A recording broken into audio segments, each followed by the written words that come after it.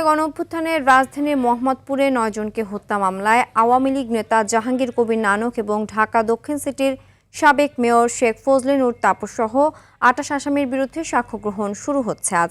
বিচারপতি গোলাম মর্তুজা মজুমদারের নেতৃত্বাধীন আন্তর্জাতিক অপরাধ ট্রাইব্যুনাল 1-এ হবে এ বিচারিক কার্যক্রম। পরে একই ট্রাইব্যুনালে আন্দোলনকালীন ইন্টারনেট বন্ধ করে হত্যার নির্দেশ সহ 3 অভিযোগে হাসিনা পুত্র সজীব ওয়াজেদ জয় ও সাবেক আইসিটি প্রতিমন্ত্রী জুনায়েদ আহমেদ পলকের বিরুদ্ধেও সাক্ষ্য নেওয়া হবে।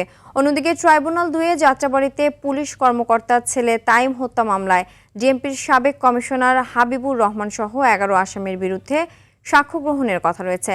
সকালে এসব মামলায় গ্রেফতার মোট 9 আসামিকে ট্রাইব্যুনালে হাজির করা হয়েছে।